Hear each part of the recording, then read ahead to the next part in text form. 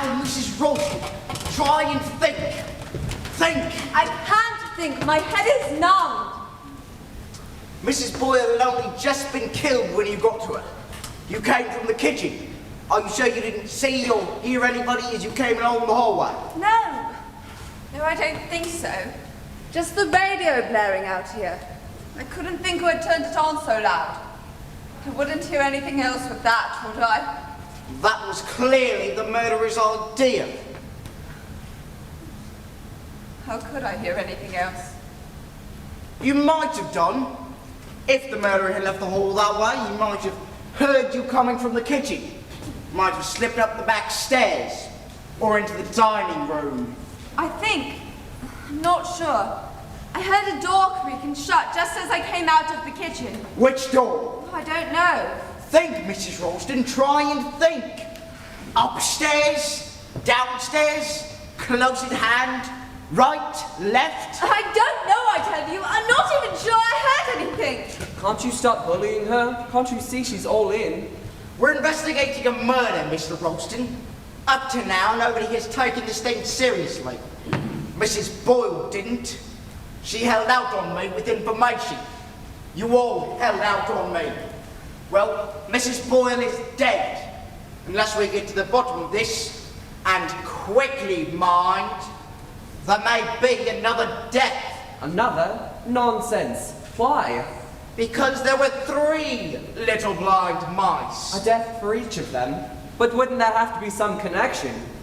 I mean, another connection with that Longridge farm business? Yes, there would have to be that. But why another death here? Because there were only 2 addresses written in the notebook we found. Now at 24 Culver Street, there is only one possible victim. She's dead. But here at Muxwell Manor, there's a wider field. Nonsense.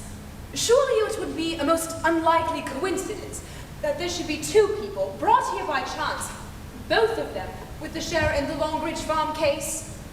Given certain circumstances, it wouldn't be much of a coincidence. Think it out, Miss Caswell. Now, I want to get down quite clearly where everyone was when Mrs. Boyle was killed. I've already got Mrs. Ralston's statement. You were in the kitchen preparing vegetables. You came out of the kitchen, along the passage, through the swing door, into the hall, and in here. The radio was blaring, but the light was switched off, and the hall was dark. You switched the light on, saw Mrs. Boyle, and screamed. Yes. I screamed, and at last people came. Yes, as you say, people came. A lot of people from different directions, all arriving more or less at once. Now, when I got out of that window to trace the telephone wire, you, Mr. Ralston, went upstairs to the room you and Mrs. Ralston occupied to try the extension telephone. Where were you when Mrs. Ralston screamed? I was still up in the bedroom. The extension telephone was dead too. I looked out of the window to see if I could see any sign of the wires being cut there, but I couldn't. Just after I closed the window again, I heard Molly scream, and I rushed down. Those simple actions took you a rather long time, didn't they, Mr. Ralston? I don't think so. I should say you definitely took your time over them. I was thinking about something. Very well. Now then, Mr. Wren, I'll have your account of where you were. Oh, well, I had been in the kitchen seeing what I could do to help Mrs. Ralston, and then I went upstairs to my bedroom. Why? One does like to go to their bedroom sometimes. It's quite a natural thing to want to be alone. You went to your bedroom because you wanted to be alone? And I wanted to brush my hair and tidy up. You wanted to brush your hair? Anyway, that's where I was. And you heard Mrs. Ralston scream? Yes. And you came down? Yes. Curious that you and Mr. Ralston didn't meet on the stairs? I came down by the back stairs. They're nearer to my room. Did you go up by the back stairs? Or did you come through here? I went up by the back stairs as well. I see. Mr. Paravicini. I've told you, I was playing the piano in the drawing room. Through there, Inspector. I'm not an inspector, just a sergeant. Could anybody hear you playing the piano? Do not expect so. I was playing it very softly, with the one finger. That's so. You were playing Three Blind Mice. Is that so? Yes, it is a very catchy little tune. It is a, how shall I say, a very haunting little tune. Don't you all agree? I think it's horrible. And yet, it runs in people's heads. Someone was whistling it too. Whistling it where? I am not sure. Perhaps in the front hall, perhaps on the stairs, perhaps even upstairs in the bedroom. Who was whistling Three Blind Mice? You making this up, Mr. Paravicini? Oh, no, Inspector. I beg your pardon, Sergeant. I would not do a thing like that. Well, go on. You are playing the piano. With the one finger, so. And then I hear the radio playing very loudly. Someone is shouting on it. Well, it offended my ears. And after that, suddenly, I hear Mr. Ralston screaming.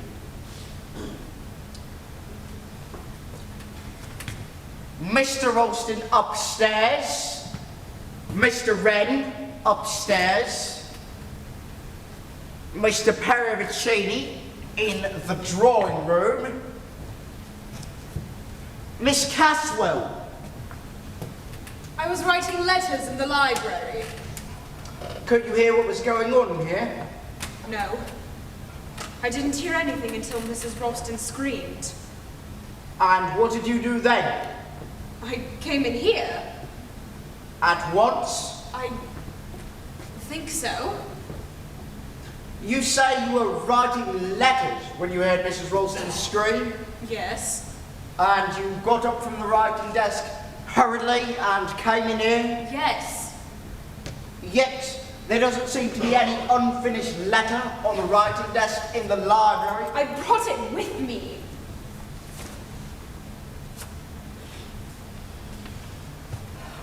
Dearest Jessie. Friend of yours or a relation? That's none of your bloody business. Perhaps not. You know, if I were to hear someone screaming blue murder when I was writing a letter, I don't believe I'd take the time to pick up my unfinished letter, fold it, and put it in my handbag before going to see what was the matter. You wouldn't.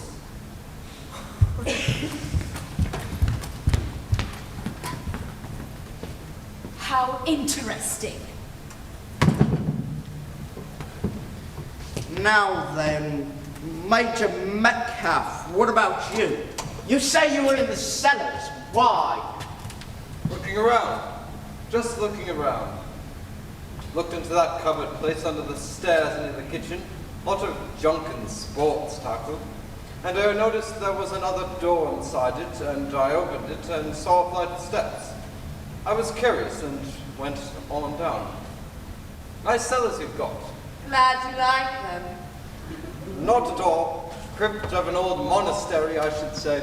Probably why this place is called Mousetrap. We're not engaged in antiquarian research, Major Metcalf. We're investigating a murder. Now, Mrs. Ralston has told us she heard a door shut with a faint creak. That particular door shuts with a creak. It could be, you know, that after killing Mrs. Boyle, the murderer heard Mrs. Ralston coming from the kitchen and slipped into the cupboard, pulling the door after him. Well, a lot of things could be. Well, there would be fingerprints on the inside of the cupboard door. Mine are there all right, but most criminals are careful to wear gloves, aren't they? It's usual, but all criminals slip up sooner or later. Now I wonder, Sergeant, if that's really true. Look here, aren't we wasting time? There's just one person. Mr. Ralston, I'm in charge of this investigation. Oh, very well, but...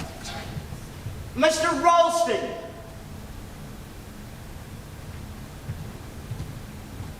Thank you. We've got to establish opportunity, you know, as well as motive. And let me tell you this. You all had opportunity. There are 2 staircases. Anyone can go up by one and come down by the other. Anyone can go down to the cellars by the door near the kitchen and come up by a flight of steps that leads through a trapdoor to the foot of the stairs over there. The vital fact was that every one of you was alone at the time the murder was committed. But look here, Sergeant. You're speaking as though we're all under suspicion. That's absurd. In a murder case, everyone is under suspicion. But you know pretty well who killed that woman in Culver Street. You think it's the eldest of those 3 children at the farm. A mentally abnormal young man who is now about 23 years of age. Well, damn it all, there's only one person who fits the bill. No, it's not true. You're all against me. Everyone's always been against me, and you're trying to frame me for murder, and it's persecution. That's what this is. Persecution. Steady, lad, steady. It's all right, Chris. Nobody's against you. Tell him it's all right. We don't frame people. Tell him you're not going to arrest him. I'm not arresting anyone. To do that, I've got to have evidence. I haven't got any evidence yet. I think you're crazy, Molly, and you too. There's only one person who fits the bill, and if only as a safety measure, he ought to be put under arrest. It's only fair to the rest of us. Oh, wait! Giles, wait! Sergeant Trotter, can I speak to you for a minute? Certainly, Mrs. Ralston. Will the rest of you go into the drawing room, please?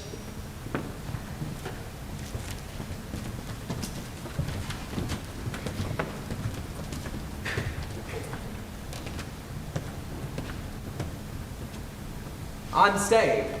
No, Giles. You too, please. I'm staying. I don't know what's come over you, Molly. Please.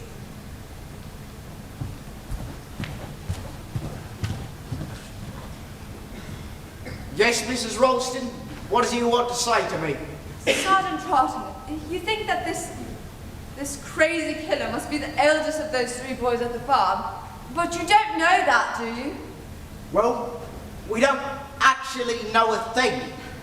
All we've got so far is that the woman who joined with her husband in ill-treating and starving those children has been killed, and that the woman magistrate responsible for placing them there has been killed.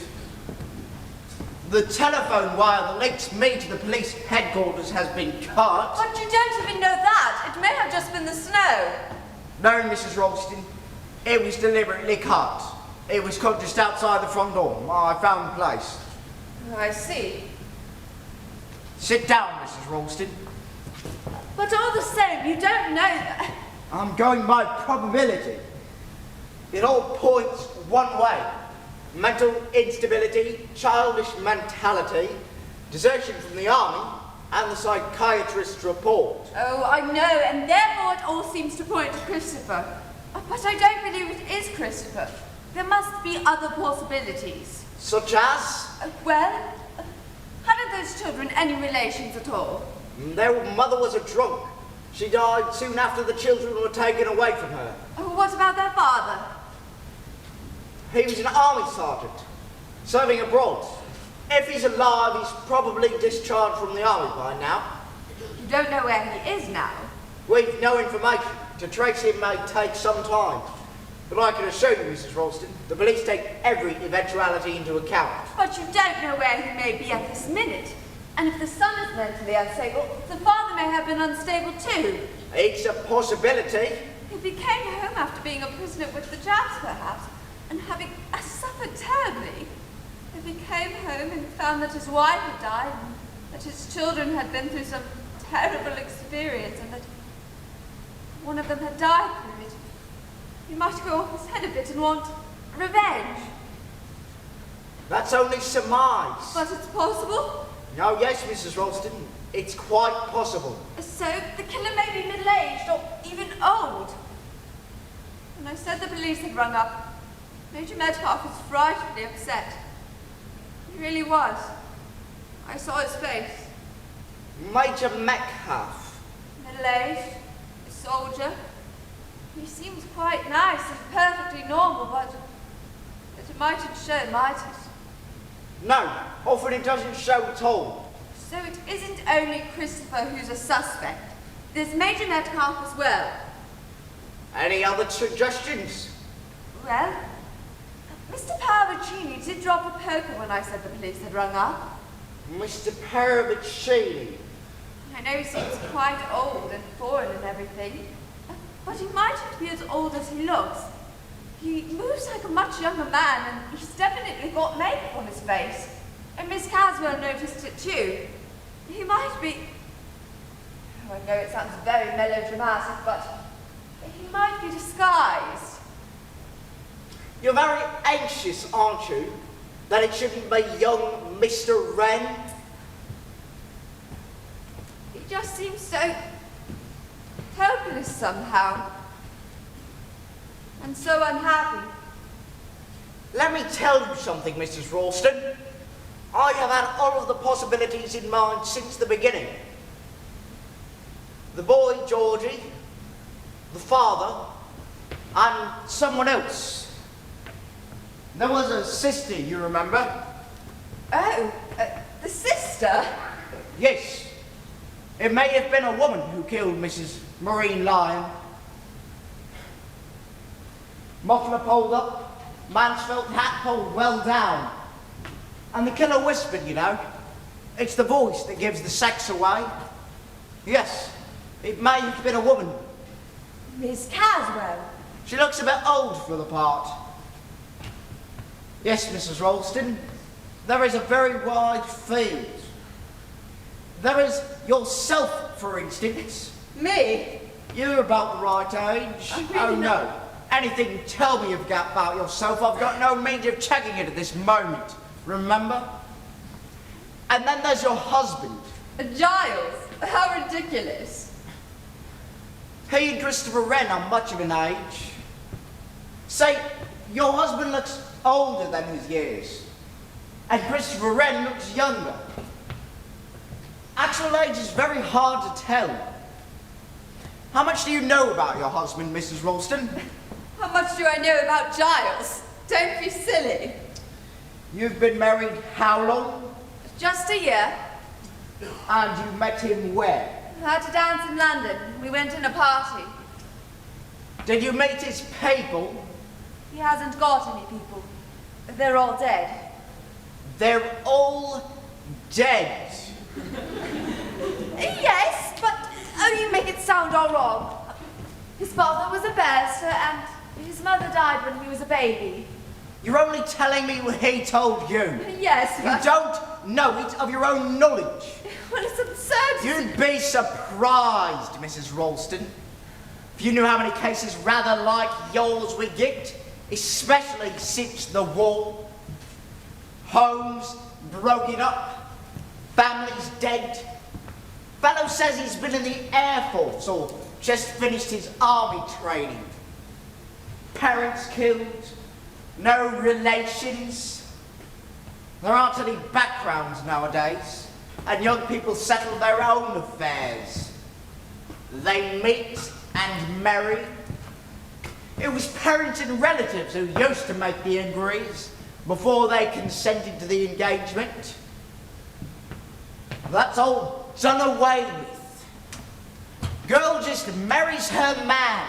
Sometimes she doesn't find out for a year or two that he's an absconding bank clerk, or an army deserter, or something equally undesirable.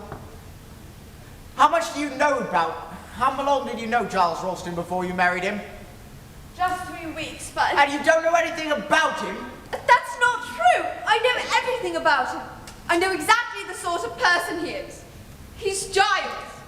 And it's absolutely absurd to suggest that he's some horrible, crazy homicidal maniac. Or why he wasn't even in London yesterday when the murder took place. Where was he? Here? No. Went across country to get some wine netting for our chickens. Bring it back with him? No. It turned out to be the wrong kind. Only 30 miles from London, aren't you? Oh, you've got a train schedule. Only an hour by train, a little longer by car. I tell you, Giles wasn't in London. Just a minute, Mrs. Ralston.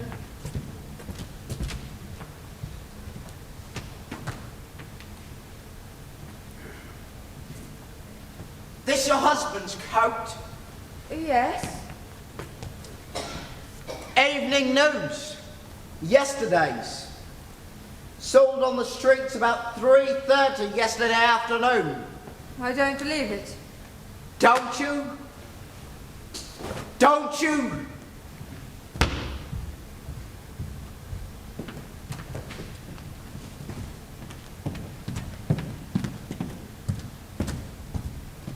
Molly, He startled me. where is he? Where is he coming? Who? Sergeant. You went out that way. I've got to get out of here. Somehow. Some way. Is there anywhere in the house that I could hide? Hide? Yes, from him. Why? Oh, darling. They're all so frightfully against me. They're going to say that I committed these murders, especially your husband. Never mind him.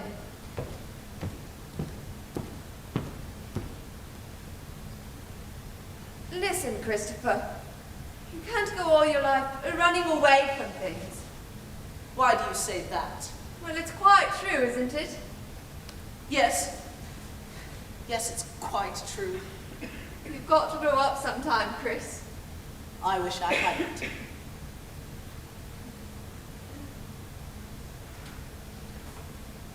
Your name's not really Christopher Wren, is it? No. And you're not really training to be an architect? No. Why did you... Call myself Christopher Wren. Well, it's rather amused me. At school, they used to make fun of me, call me Little Christopher Robin. Robin, Wren, association of ideas. It was hell being at school. What's your real name? Oh, we needn't go into that. I ran away was doing my army service. It was all too beastly. I hated it.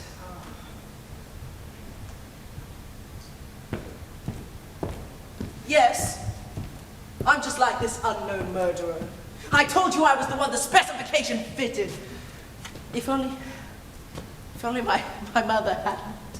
Yes? Your mother? Everything would have been all right if my mother hadn't died. She would have taken care of me and looked after me and made sure that I was. You can't go on being looked after all your life. Things happen to you and you've got to bear them. You've got to go on just as usual. One can't do that. Yes, one can. Do you mean you have? Yes. Was it something very bad? Something I've never forgotten. Or was it to do with Giles? No. It was long before I met Giles. Oh, he must have been very young then, almost a child. Perhaps that's why it was so awful. It was horrible. Horrible. I try to put it out of my mind. I try never to think about it. So you're running away from things too? Running away from them instead of facing them? Yes. Perhaps in a way, I am.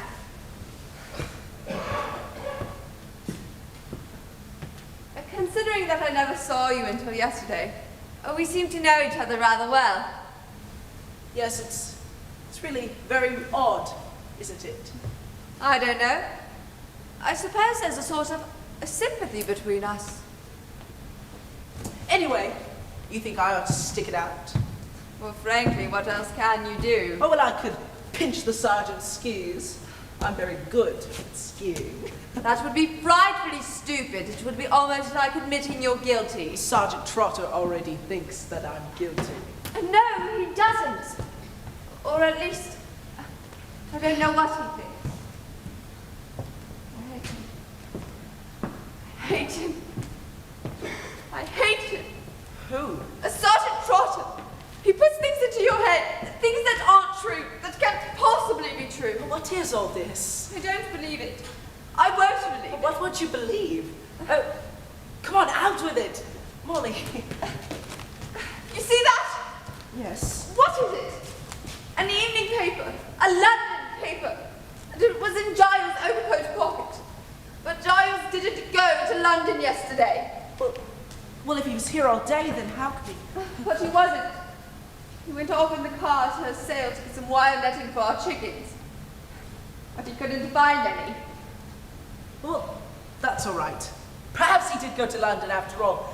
Then why shouldn't he tell me he did? Why pretend he'd been racing all around the countryside? With news of the murder, maybe he didn't He want didn't to know about the murder. Or did he? Did he? Good Lord, Molly, surely you can't. Well, oh my God, surely the sergeant can't think that you would do I so. don't know what the sergeant thinks. And he can make you think things about people.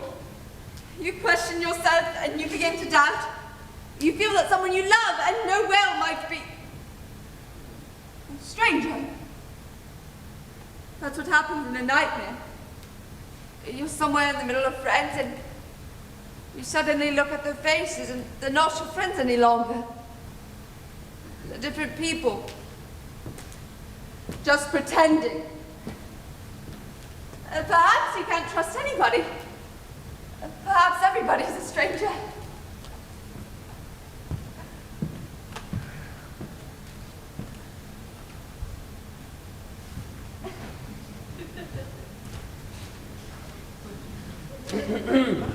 I seem to be interrupting something. No, we were just talking. I must go and get on with things. There's the pie and the potatoes. And I must do the spinach. I'll come see what I can do. No, you won't. Giles! Tete-a-tetes aren't very healthy things at present. You keep out of the kitchen and keep away from my wife. Look here, it You really keep away wasn't- from my wife, Wren. She's not going to be the next victim. So that's what you think of me. I've already said so, haven't I? There's a killer loose in this house, and it seems to me you fit the bill. I'm not the only one who fits the bill. Oh, I don't see who else does. Are you really this blind, or do you pretend to be blind? I tell you, I'm worrying about my wife's safety. Well, so am I. What the hell? Please go, Chris. No. Please, Christopher. I mean it. Please go.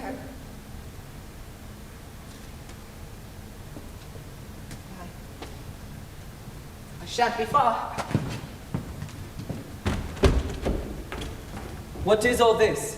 Molly, you must be crazy. Perfectly prepared to shut yourself up in the kitchen with a homicidal maniac. He isn't. You've only got to look at him to see that he's balmy. He isn't. He's just unhappy. I tell you, Giles, he isn't dangerous. I'd know if he were dangerous. And anyway, I can look after myself. That's what Mrs. Boyle said. Oh, Giles, don't. Tell me, what is there between you and that wretched boy? What do you mean by between us? I feel sorry for him, that's all. Perhaps you'd met him before. Perhaps you'd suggested to him to come here and that you'd both pretend to meet for the first time. All cooked up between you, was it? Giles, have you gone out of your mind? How dare you suggest these things? Rather odd, isn't it, that he should come and stay at an out-of-the-way place like this? No odder than that Miss Caswell and Major Metcalf and Mrs. Boyle should. I read once in the paper that these homicidal cases were able to attract women. Looks as though it were true. Where did you first know him? How long has this been going on? You're being absolutely ridiculous. I never set eyes on Christopher Wren until yesterday when he arrived. That's what you say. Perhaps you've been running up to London to meet him on the sly. You know perfectly well that I haven't been up to London in weeks. You haven't been up to London in weeks. Is that so? What do you mean by that? It's quite true. Is it? Then what's this? This is one of the gloves you were wearing yesterday. You dropped it. I picked it up this afternoon while I was talking to Sergeant Trotter. You see what's inside it? A London bus ticket. That. So it seems you didn't only go to the village yesterday, you went to London as well. All right then. Whilst I was safely away racing around the countryside. Whilst you were racing around the countryside. Come on now, admit it. You went to London. All right then. I went to London. So did you. What? So did you. You brought back an evening paper. Where did you get hold of that? It was in your overcoat pocket. Anyone could have put it there. Did they? No, you went to London. All right. Yes, I did go to London. I didn't go to meet a woman there. Didn't you? Are you sure you didn't? Eh? What do you mean? Go away. Don't come near me. What's the matter? Don't touch me. Did you go to London yesterday to meet Christopher Wren? Don't be a fool. Of course I didn't. Then why did you go? I shan't tell you that. Perhaps now I've forgotten why I went. Molly, what's come over you? You're different all of a sudden. I feel as though I don't know you anymore. Perhaps you never knew me. We've only been married how long? A year? But you don't really know anything about me. What I'd done or thought or felt or suffered before you knew me. Molly, you're crazy. All right then. I'm crazy. Why not? Maybe it's fun to be crazy. What the hell are you? Now, I do hope you young people are not both saying a little more than you mean. We're not so apt to in these lovers' quarrels. Lovers' quarrels, that's good. Quite so. But I know just how you feel. I have been through all of this myself when I was a younger man. Jeunesse, as the poet says. Not been married long, I imagine. That's no business of yours, Mr. Parvicini. Oh, no business at all. I just came in to say that the sergeant cannot find his skis, and I'm afraid he is very annoyed. Christopher. What's that? He wants to do you know if you have, by any chance, move them, Mr. Ralston? No, of course not. Mr. Ralston, have you removed my skis from the cupboard back where we put them? Certainly not. Somebody's taken them. What made you happen to look for them? The snow is still lying. I need help here. Reinforcements. I was going to ski over the police station at Market Hampton to report on the situation. And now you can't, dear. Someone seen to it that you certainly shan't do that. But there could be another reason, couldn't there? Yes, what? Someone may want to get away. What did you mean when you said Christopher just now? Nothing. So our young architect has hooked it, has he? Very, very interesting. Is this true, Mrs. Ralston? Thank goodness you haven't gone after all. Did you take my skis, Mr. Wren? Your skis? No, Sergeant, why would I? Mrs. Ralston seemed to Mr. think... Wren is very fond of skiing. I thought maybe I'd taken them for a little exercise. Exercise? Listen, you people. This is a serious matter. Somebody has removed my only chance of communication with the outside world. I want everyone in here at once. I think Mr. Caswell has gone upstairs. I'll get her. I left Major Metcalf in the drawing room. Major Metcalf! He's not in there now. I'll try and find him.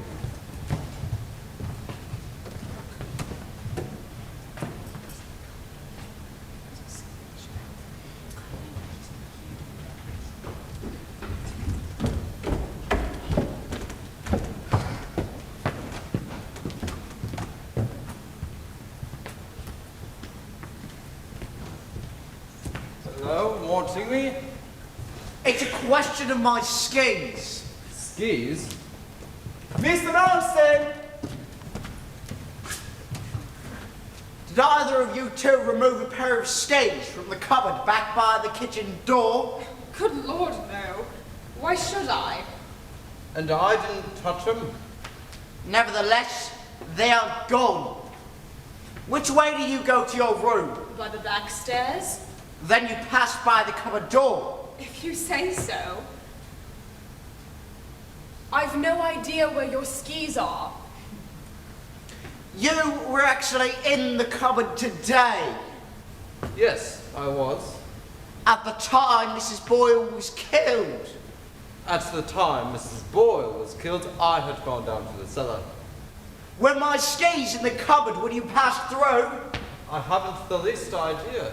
Didn't you see them there? I can't remember. You must remember if those skis were in there then. No use shouting at me, young fellow.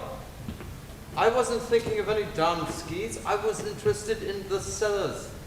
Architecture of this place is very interesting. I opened the other door and went on down. So I can't tell you whether the skis were there or not. You realise that you yourself had an excellent opportunity of taking them? Yes. I grant that.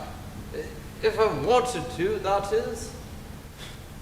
The question is, where are they now? Ought to be able to find them if we all set to, eh? Not a question of hunt the thimble. Lacking great things, skis. Supposing we all set to... Not quite so fast, Major Metcalf. That may be, you know, what we are meant to do. I don't get you. I'm in the position now where I have to put myself in the place of a crazy, cunning brain. I've got to ask myself what he wants us to do and what he himself is planning to do next. I've got to try and stay just one step ahead of him, because if I don't, there is going to be another death. You don't still believe that? Yes, Miss Caswell, I do. 3 little blind mice, 2 mice cancelled out, a 3rd mouse still to be dealt with. There are 6 of you here listening to me. One of you is a killer. One of you is a killer. I don't know which yet, but I shall. And another of you is a killer's prospective victim. That is the person I'm speaking to. Mrs. Boyle held out on me. Mrs. Boyle is dead. You, whoever you are holding out on me. Well, don't, because you're in danger. Deadly danger. Nobody who's killed twice is going to hesitate to kill a 3rd time. And as it is, I don't know which one of you it is that needs protection.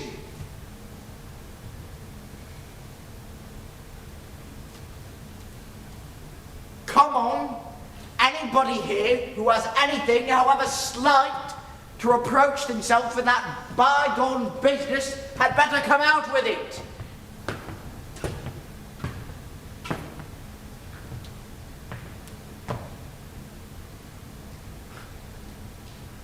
All right, you won't. I'll get the killer. I've no doubt of that. But it may be too late for one of you. And I'll tell you another thing. The killer is enjoying this. Yes, he's enjoying himself a good deal.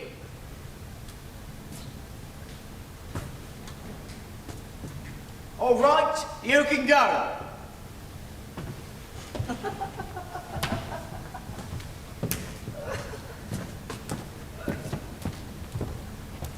Talking of chicken, dear lady, Have you ever tried a chicken's livers served on toast that has been thickly smeared with a foie gras, with a thin lash of bacon just touched with a soupçon of fresh mustard? I will accompany you to the kitchen and we will see what we can concoct together. A charming occupation. I'm helping my wife Carvacini. Your husband is afraid for you. Quite natural under these circumstances. He doesn't fancy your being alone with me. Well, it is my sadistic tendencies it is, not my dishonorable ones. Alas, with an inconvenience the husband always is. I'll leave it at that. I'm sure Giles doesn't think... He is very wise. Take no chances. How can I convince you, or him, or our dogged sergeant, that I am not a homicidal maniac? Quite difficult to prove a negative. And instead suppose that I am really... Oh, don't! But such a gay little tune, don't you think? She cut off their tails with a carving knife. Snick, snick, snick. Delicious! Just what a child would adore. Cruel little things. Children now. Some of them will never grow up. Stop frightening my wife at once. It's silly of me, but you see, I found her. Her face was all purple. I can't forget. It is hard to forget things, is it not? You are not really the forgetting kind. I must go and get on with things. The food, dinner, prepare the spinach. The potatoes going to pieces. Please, Giles. What did you say to the lady to upset her? Me, Sergeant? Oh, just a little innocent fun. I have always been fond of a little joke. There's nice fun, and there's fun that's not so nice. Now I do wonder what you mean by that, Sergeant. I've been doing a little wondering about you, sir. Indeed.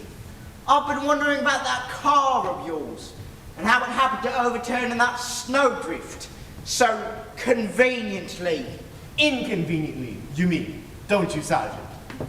That rather depends on the way you're looking at it. Just where were you bound for, by the way, when you had this accident? Oh, I was on my way to see a friend. In this neighborhood? Not so very far from here. And what is the name and address of this friend? Now, really, Sergeant Trotter, does that matter now? Well, I mean, it has nothing to do with this predicament, has it? We always like the fullest information. What did you say this friend's name was? I didn't say. No, you didn't say. And it seems you're not going to say. Now that's very interesting. But there could be so many reasons, and more. Discretion, these jealous husbands. A little old to be running around with the ladies at your time of life, aren't you?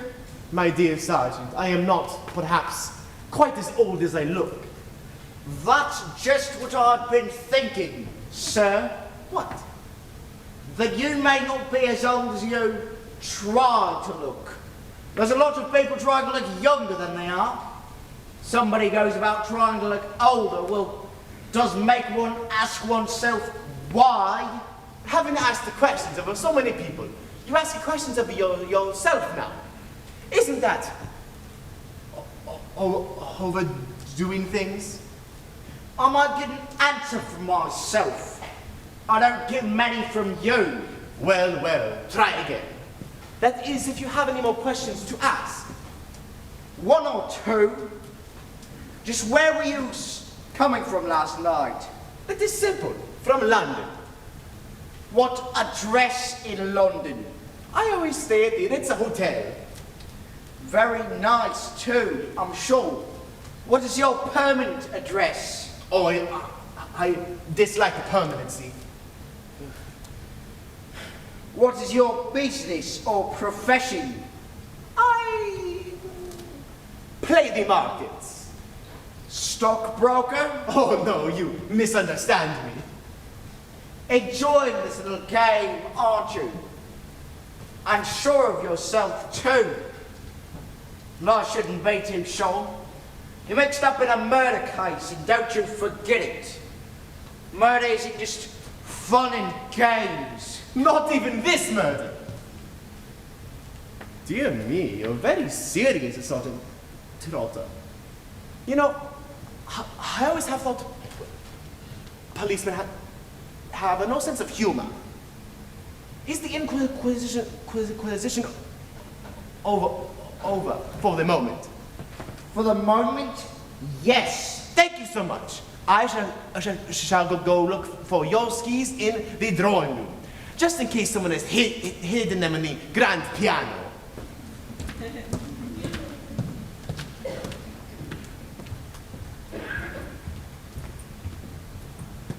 Just a minute, please. Were you speaking to me? Yes, perhaps you'd come and sit down. Well, what do you want? You may have heard some of the questions I was asking Mr. Paravicini. I heard them. I'd like to have a little information from you. What do you want to know? Full name, please. Leslie Margaret Catherine Caswell. Catherine. I spell it with a K. Quite so. Address? Via Mariposa, Pineggior, Mallorca. That's in Italy? It's an island.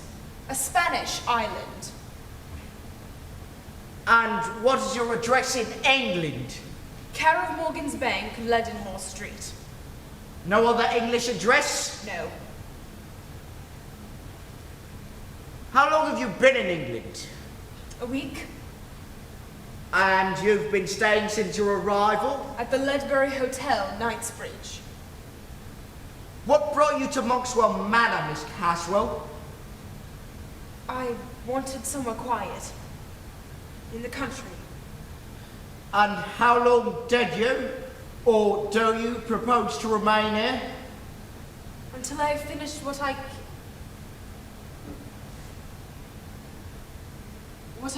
came here to do. And what was that? And what was that? Huh? What was it you came here to do? I beg your pardon, I was thinking of something else. You haven't answered my question. I really don't see you know why I should. It's a matter that concerns me alone, a strictly private affair. All the same, Miss Caswell. No, I don't think we'll argue about it.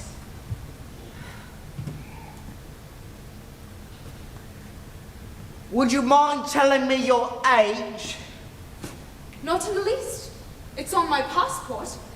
I am 24. 24. You were thinking I look older. That is quite true. And is there anyone in this country who can vouch for you? My bank will reassure you as to my financial position. I can also refer you to a solicitor, a very discreet man. I am in no position to offer you a social reference. I've lived most of my life abroad. In Mallorca? In Mallorca and other places. Were you born abroad? No. I left England when I was 13. You know, Miss Caswell, I can't quite make you out. Does it matter? I don't know. What are you doing here? It seems to worry you. It does worry me. You say you went abroad when you were 13? 12, 13, thereabouts. And was your name Caswell then? It's my name now. What was your name then? Come on, tell me. What are you trying to prove? I want to know what your name was when you left England. It's a long time ago. I forgot. There are things one doesn't forget. unhappiness, despair. I dare say. What is your real name? I told you. Leslie Margaret Catherine Caswell. Catherine. What the hell are you doing here? Oh, God! I wish to God I had never come here. I always thought the police weren't allowed to give people the third degree. I've merely been interrogating Miss Caswell. You have upset her. Oh, what did he do? Oh, no. It's nothing. It's just all this murder. So horrible. It came over me suddenly. I'll go up to my room.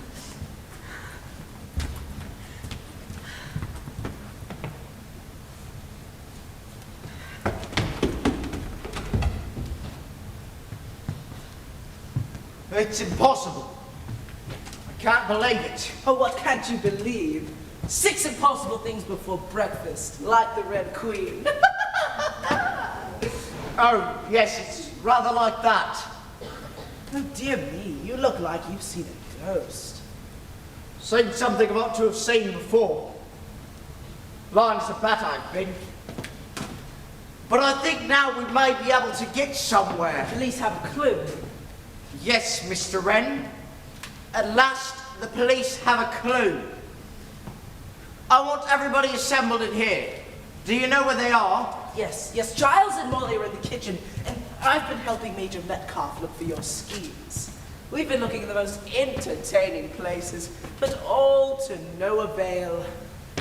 I don't know where Parravicini is. I'll get him. You get the others. Sure.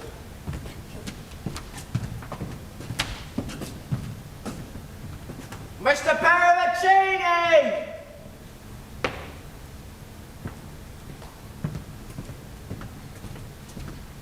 Mr. Parravicini! Parravicini! Yes, Sergeant? What can I do for you? Little Bob, policeman, has lost his keys and does not know where to find them. Leave them alone, they'll come home, dragging a murderer behind them.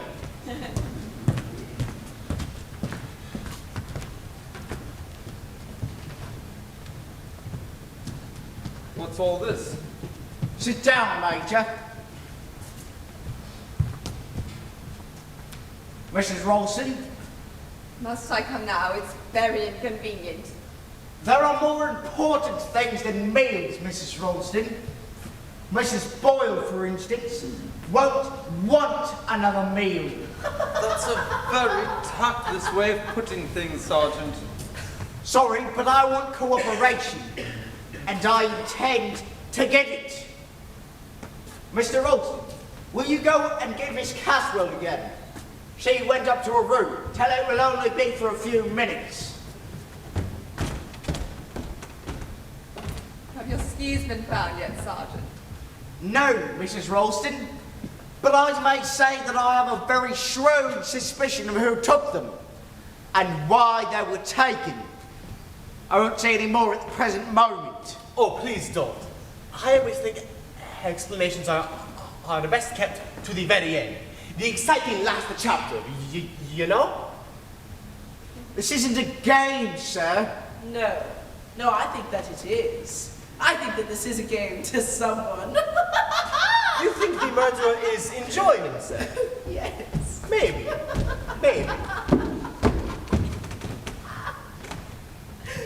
What is happening? Sit down, Miss Caswell. Mrs. Ralston.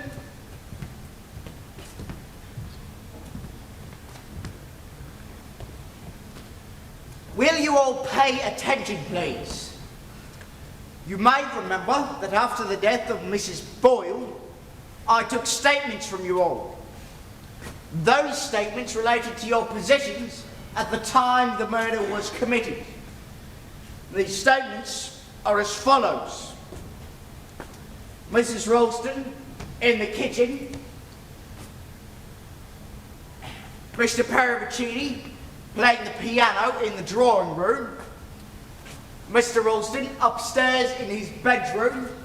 Mr. Wren, ditto. Miss Caswell in the library. Major Metcalf in the cellars. Correct. Those were the statements you made. I have no means of checking these statements. They may be true, they may not. To put it quite clearly, 5 of those statements are true, and 1 is false. Which one? 5 of you were telling me the truth, and 1 of you was lying. I have a plan that may help me discover the liar, and if I discover that 1 of you has lied to me, then I know who the murderer is. Not necessarily. Someone may have lied for some other reason. I rather doubt that. But what's the idea? You've just said you have no means of checking these statements. No, but supposing everyone was to go through these actions a second time. Ah, that old chestnut. Reconstruction of the crime. That's a foreign idea. Not a reconstruction of the crime, Mr. Paravicini.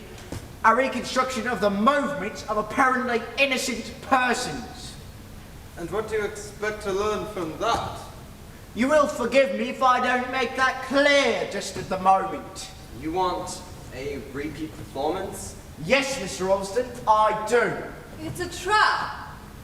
What do you mean it's a trap? It is a trap, I know it is. I only want people to do exactly as they did before. I don't see, well, I simply can't see what you hope to accomplish by just making people do what they've done once more. Just doesn't make sense. Doesn't it, Mr. Wren? Well, you can count me out. I'm too busy in the kitchen. I can't count anybody out. One might also believe that you are all guilty by the looks of you. Why are you all so unwilling? Of course. What do you say goes, Sergeant? We'll all cooperate. Eh, Molly? Very well. Wren? Miss Caswell? Yes. Paravicini? Oh yes, I consent. Metcalf? Yes.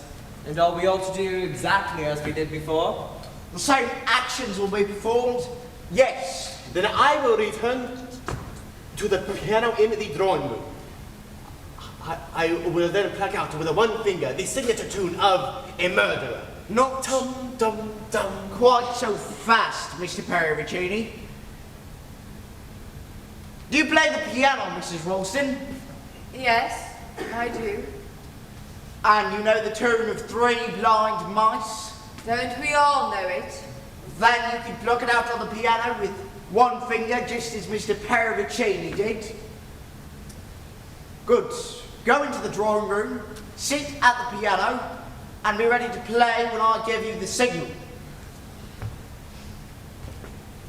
But Sergeant, I understand that we each to repeat our former roles.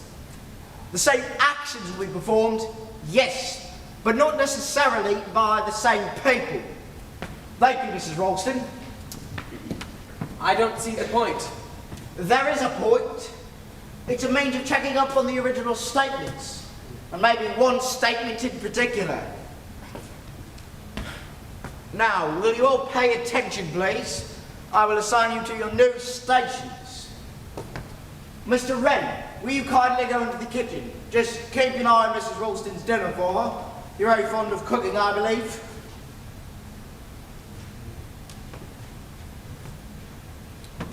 Mr. Paravicini, will you go up to Mr. Wren's room? By the back stairs is the most convenient way. Parlor games.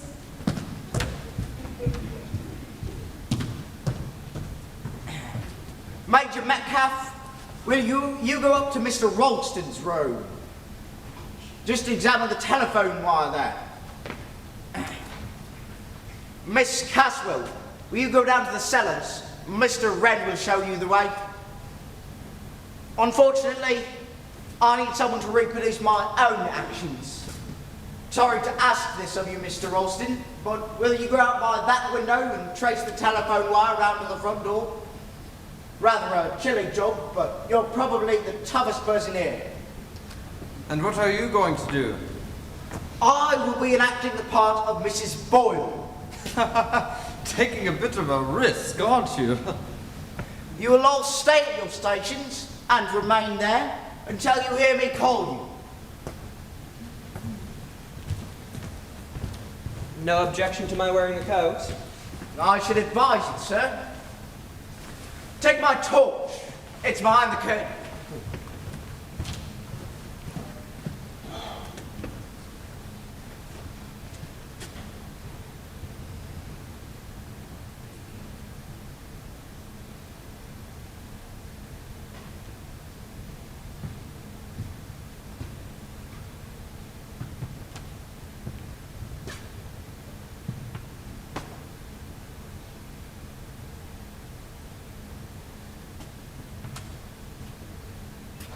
Mrs. Ralston, count 20 and then begin to play.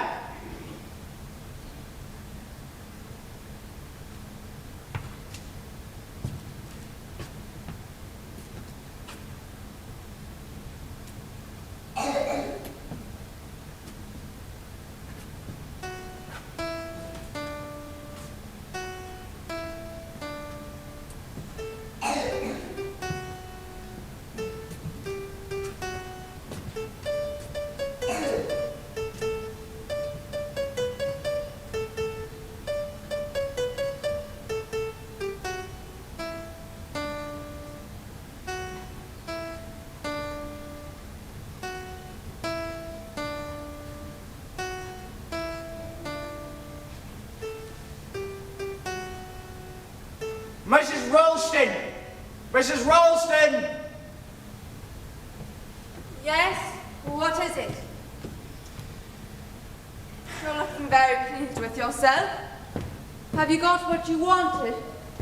I've got exactly what I wanted. You know who the murderer is? Yes, I know. Which of them? You ought to know, Mrs. Ralston. I. Yes, you've been extraordinarily foolish, you know. You've run a very good chance of being killed by holding out on me. As a result, you've been in serious danger. More than once. I don't know what you mean. Come now, Mrs. Ralston. We policemen aren't quite so dumb as you think we are. All along, I've realised you had first-hand knowledge of the Longridge Farm affair. You knew Mrs. Boyle was the magistrate concerned. In fact, you know all about it. Why didn't you speak up and say so? I don't understand. I wanted to forget. Forget. Your maiden name was Waring. Yes. Miss Waring. You taught school. At the school where those children went. Yes. It's true, isn't it? That Jimmy, the boy who died, managed to get a letter posted to you. That letter begged for help. Help from his kind, young teacher. You never answered that letter. I couldn't. I never got it. You just didn't bother. That's not true. I was ill. I went down with pneumonia that very day. The letter was set aside with others. It wasn't until afterwards that I found it with a lot of other letters, and by then, that poor boy was already dead.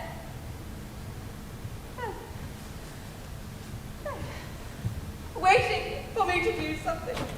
Hoping, gradually losing hope. Well, it's monstrous that such things should happen. Yes. It's monstrous. I thought policemen didn't carry revolvers. Policemen don't. I'm not a policeman, Mrs. Ralston. You thought I was a policeman because I rang up from a call box. Said I was speaking from the police headquarters and that Sergeant Trotter was on his way. I cut the telephone wire before I came to the front door. You know who I am, Mrs. Ralston. I'm Georgie. I'm Jimmy's brother, Georgie. Oh, you better not scream, Mrs. Ralston, because if you do, I shall fire this revolver. I'd like to talk to you a little. I said I'd like to talk to you a little. Jimmy died. That nasty, cruel woman killed him. They put her in prison. Prison wasn't bad enough for her. I said I'd kill her one day, and I did too. In the fog, it was great fun. I hope Jimmy knows. I'll kill them all when I grow up. That's what I said to myself. Because grown-ups can do anything they like. I'm going to kill you in a minute. You'd better not. You'd never get away safely, you know. Somebody's hidden my skins. Can't find them. But it doesn't matter. I don't really care if I get away or not. I'm tired. It's all been such fun. Watching you all and pretending to be a policeman. That revolver will make an awful lot of noise. It will, rather. Better to do it the usual way. And take you by the neck.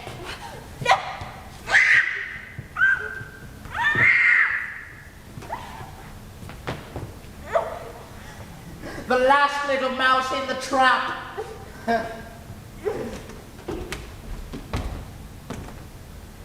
Georgie!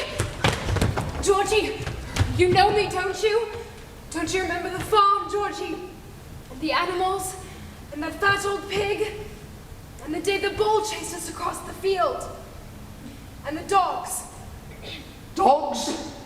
Yes, Spot and Plain. Kathy? Yes, Kathy. You remember me now, don't you? Kathy, it is you. What are you doing here? I came to England to find you. I didn't recognize you until you twirled your hair the way you always used to do. Yes, you always did it. Georgie, come with me. You're coming with me. Where are we going? It's all right, Georgie.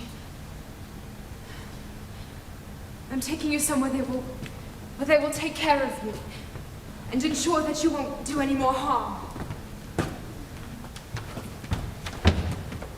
Ralston! Ralston!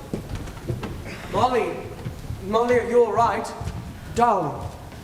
Johnny, Whoever would have dreamt it was Trotter? he's mad, quite mad. Yes, but you? I was mixed up in it all. I taught in the school those children went to. It wasn't my fault, but I thought I could have done something to save that child. You should have told me. I wanted to forget.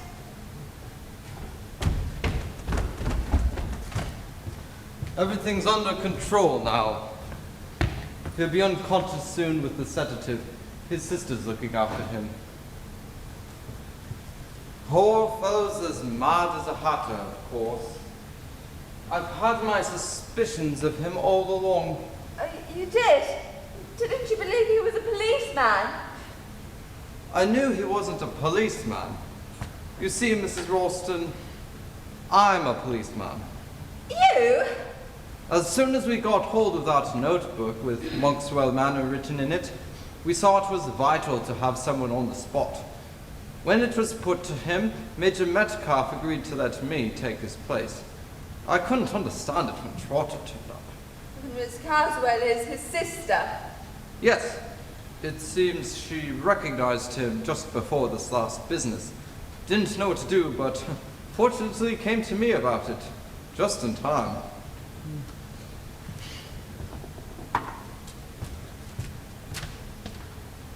Well, it's started to thaw. Help should be here pretty soon. Oh, by the way, Mrs. Ralston, I'll remove those skis. I hid them on top of the four-poster. I thought it was now a genie. I gather they'll examine that car of his rather carefully. I shouldn't be surprised if they found 1,000 or so Swiss watches in the spare wheel. Yes, that's his line of business. Nasty little bit of goods. Molly, I believe you thought I was... Giles, what were you doing in London? Darling, I was buying you an anniversary present. We've been married just a year today. Oh, that's what I came to London for. I didn't want you to know. No.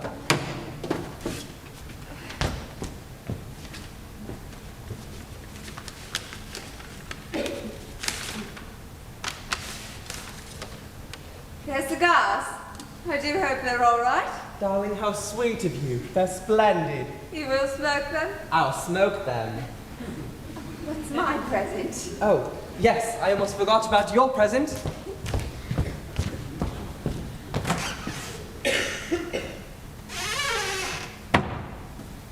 It's a hat. A hat? But I practically never wear one. Just for best. Darling, it's lovely. Put it on. I'm late when my hair's done properly. It is all right, isn't it? The girl in the shop said it was the last thing in hats. Perfect. Mrs. Ralston, there's a terrible smell of burning coming from the kitchen. Oh! My pie!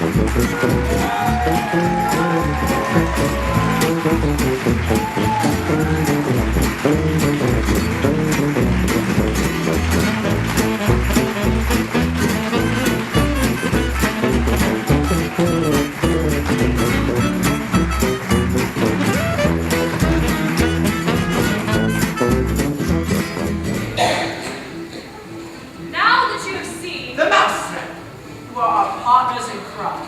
We ask that you preserve. Tradition by keeping the secret Of who done it? Locked in your hearts. Thank you.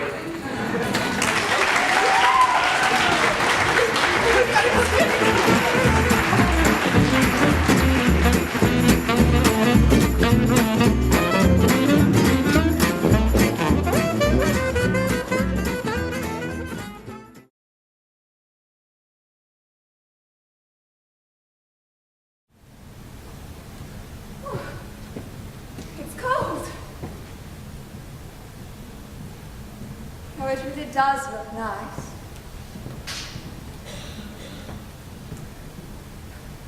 Gosh.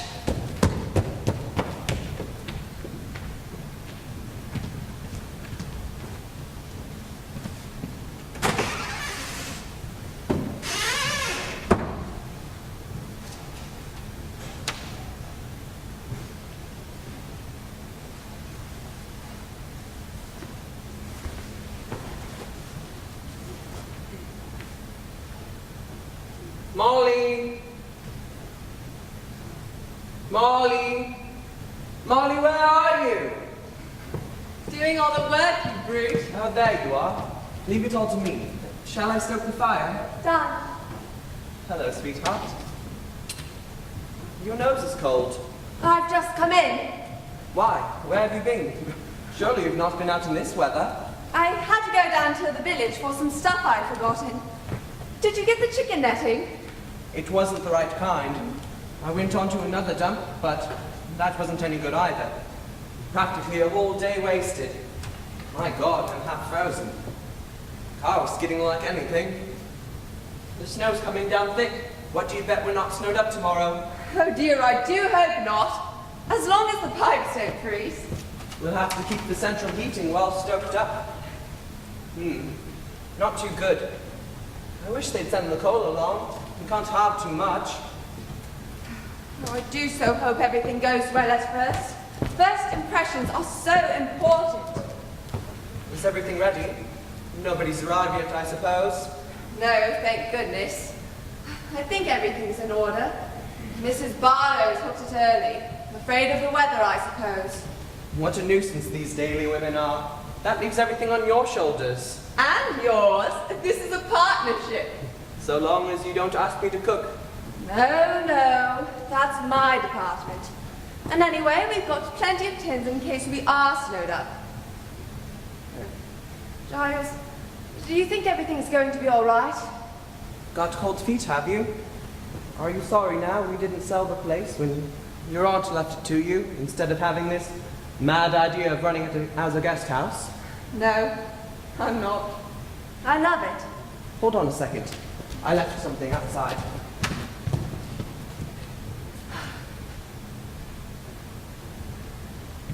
Isn't it lovely? It's a disaster! You've left out the S, Monkwell, instead of Monkswell. Good Lord, so I did. However did I come to do that? But it doesn't really matter, does it? Monkwell is just as good a name. You're in disgrace. Go and stoke up the central heating. Across that icy yard? Ugh.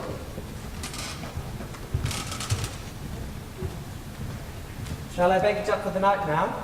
No, you don't do that until 10 or 11 o'clock at night.